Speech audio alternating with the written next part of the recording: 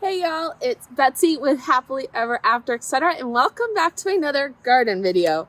So today I am very excited because we're planting a few more perennials in the garden, and you guys know I love a good perennial, but especially one that will bloom all season. So a lot of perennials come out with a really strong summer show first in the summer, and then they have to be cut back, and then they come back with a show a little bit later that's lighter in the season. But there are some perennials that will kind of flower all season long, and that's the goal. So today we are going to be planting the first one, Daylilies. So Daylilies are not anything new. They've been around much longer than I have. They are wonderful reflowering plants that will give you blooms all season long. Of course, the standard daylily is yellow. That's what everyone thinks of. They come up with those beautiful yellow buttercups. They only bloom one flower. Well, not one flower, but each flower lasts a day. That's why they're called daylilies. But they put out tons and tons of blossoms all season long. I'll put some clips here of ones in my mom's garden because daylilies are one of her very favorite flowers. But while I love daylilies, I love my mom's daylilies, I'm not a huge fan of the color yellow, especially in the garden. Well, anywhere, but especially in the garden. So I only have one daylily in my garden right now, a Barbara Mitchell daylily that is a pale pink that I got from a gal who sells her flowers at a little stand outside of her front gate. And it's beautiful, but it actually has never bloomed for me. It has 2 buds on it right now, and it's in its 3rd year. So I'm very excited. It was a division of one of her plants. So I'm very excited to see my very first Barbara Mitchell daylily bloom in my garden. But let's talk about what we're doing today before I ramble on forever. I found 3 of these Rosy Returns daylilies. So these are a beautiful, I'll put some pictures up. Come here, baby. Come here, baby.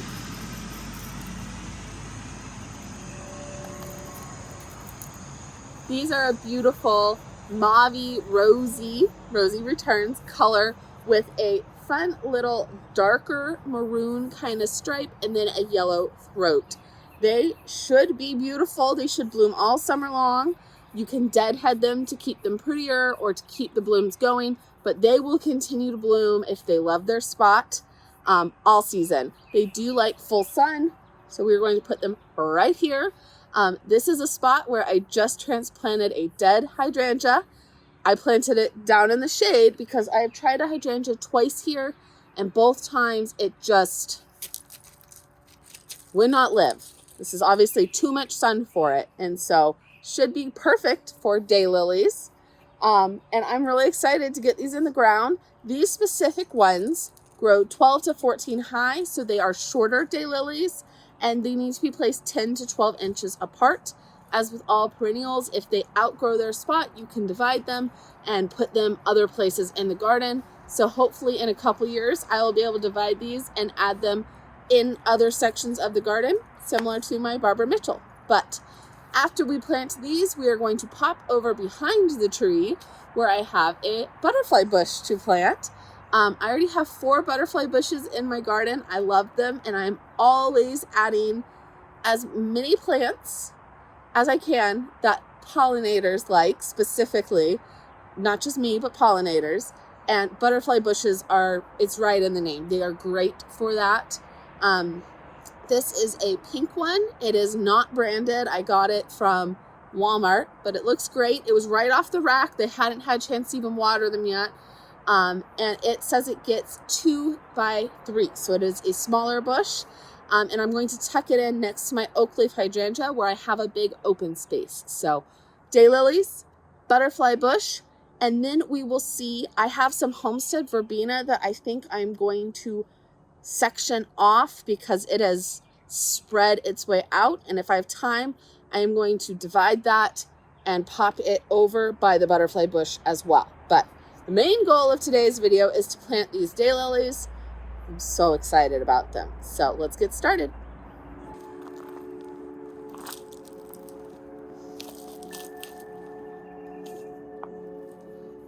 These are pretty decent plants. Like, if I really wanted to, I could probably split these right now. You can see they have, you know, multiple shoots coming up. I could put a shovel right down the middle, take 2 plants of these, but honestly, I want them to bloom this year. So if we can get that to happen, that's the goal. So we're just gonna stick with 1. Now this is the hole where the hydrangea is, so we're gonna go based off of that and start digging.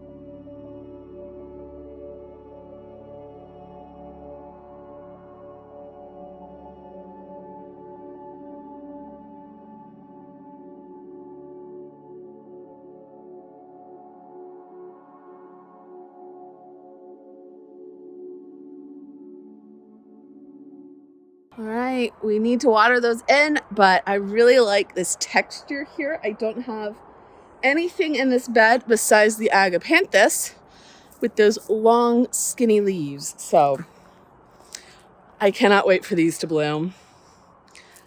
You guys don't even understand how excited I am. We will contain our excitement to pop over and plant the butterfly bush. All right, so around the corner from the new daylilies is our butterfly bush. So we have some salvia, we have our oak leaf hydrangea. This is the start from Mom's garden, the division rather, that we dug up, brought over here. I have a Laura Pedlum that's doing really well, some new catmint, some mums, and then I've got this blank space. Now I planted some cosmos right here and I seeded it, and they are just not coming up. So I have a few more cosmos and milk jugs that I grew that are doing really well. We're going to pop those in as well. These are tall ones because this oak leaf will continue to put out runners, and eventually I would like him to take over this whole space. So I don't want to tuck anything in here that will impede the oak leaf's progress. So we're going to go with some cosmos. Those are annuals. They will take up space this year, get nice and tall and bushy, and leave space next spring for this guy to put out more suckers over the winter and spring, which is typically when they do. So that will take up this space, which leaves this area right here for our butterfly bush. Now this guy, like I said, is a... Ooh, apparently I got one without a tag. Excellent. Excellent job, Betsy. He is a Buddleia Little Raspberry. He gets 2 by 3 wide and has candy-colored blooms.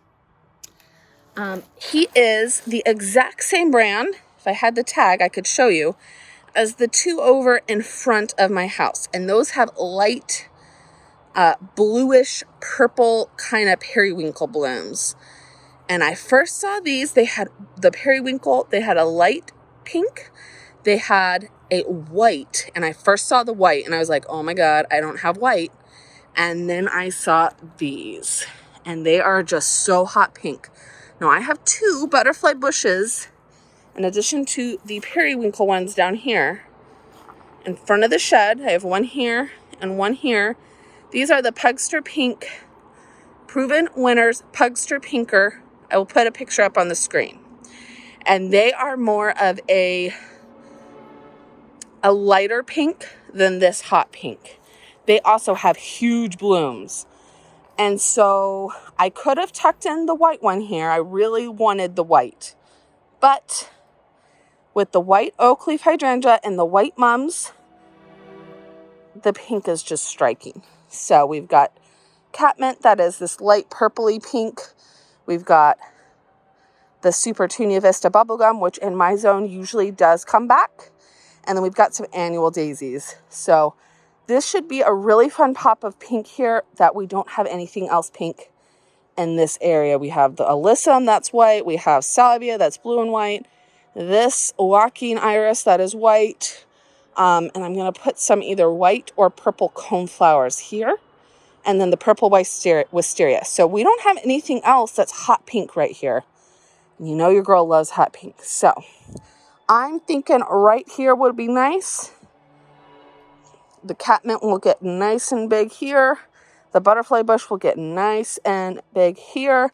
We can always tuck some annuals in and around until they get big enough. But eventually, this guy can get 36 inches wide, and this guy can get 2 feet wide. So eventually, they may fill in this whole bed. And if they do, great. If not, we'll keep adding annuals. But what I'm thinking of is that verbena. This purple. And tucking a bit of that in. Maybe down here. That'd be pretty. We don't have a purple there. I was thinking right here, but with these getting so wide, I think we'll add it down here. And then if it keeps growing up, we'll add some in here as well. So yeah, let's do butterfly bush here, verbena here, cosmos here. Cross your fingers, everything takes. Ready, set, break.